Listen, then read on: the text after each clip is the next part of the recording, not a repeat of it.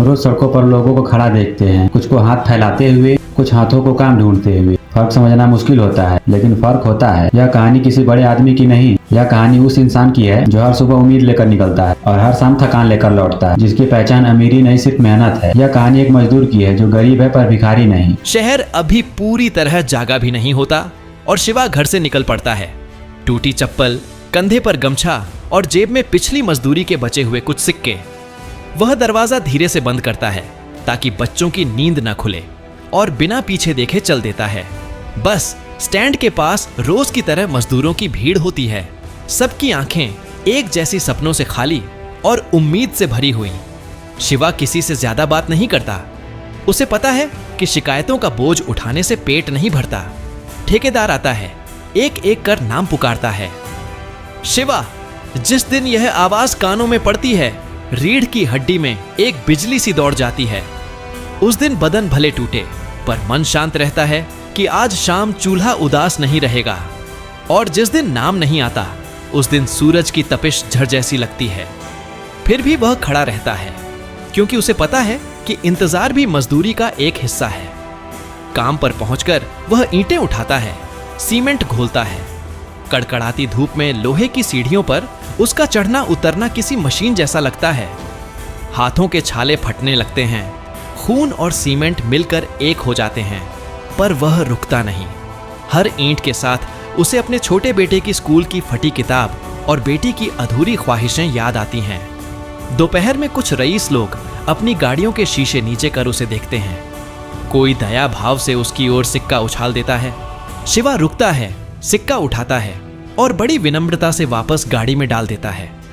वह सिर हिलाकर मना कर देता है, उसे खैरात नहीं, अधिकार चाहिए। उसे दया नहीं, काम चाहिए।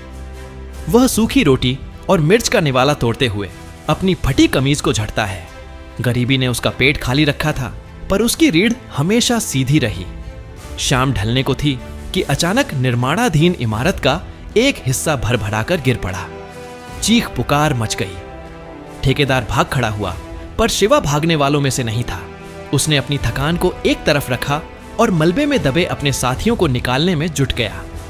उसके हाथ लहूलुहान हो गए। पत्थर हटाते हटाते नाखून उखड़ गए।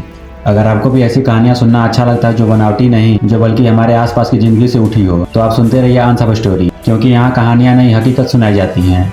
पर वह तब तक नहीं रुका जब तक आखिरी आदमी बाहर नहीं आ गया। रात को जब मालिक ने उसे बहादुरी के इनाम के तौर पर कुछ अतिरिक्त पैसे देने चाहे, तो शिवा ने केवल अपनी दिहाड़ी मांगी। उसने कहा, साहब, जान बचाना इंसानियत है, उसका सौदा नहीं करता, बस मेरी आज की मजदूरी दे दीजिए। लौटते वक्त वह बाजार रुकता है। आटा, दाल और थोड़ी सी सब्जी के साथ आज उसने एक छोटा सा खिलौना और सस्ती मिठाई भी ली। घर पहुंचते ही बच्चों की खिलखिलाहट ने उसके दिन भर के दर्द पर मरहम का काम किया। पत्नी ने जब उसके हाथों के छाले देखे और आंखों में आंसू भरे, तो उसने धीरे से कहा, ये छाले नहीं हैं, ये तो कल की रोटी की फसल है। रात के सन्नाटे में जब पूरा घर सो गया, शिवा ने अपनी फटी हथेलियों को पानी से धोया। जलन तो थी, पर हार नहीं। उसने दीवार पर टंगी अपनी परछाई को देखा, वह झुकी हुई नहीं थी। उसने महसूस किया कि महल बनाने वाला भले ही झोपड़ी में रहता हो, पर उसका ज़मीर किसी राजा से कम नहीं। शिवा सो गया ताकि कल फिर से सूरज से पहले जाग सके। उसे पता था कि उसकी जिंदगी शायद कभी मखमल जैसी मुलायम न हो, पर उसने दुनिया को एक सबक सिखा दिया था। मेहनत करने वाला इंसान गरीब हो सकता है, कमजोर नहीं। मजदूर हो सकता है, भिखारी नहीं।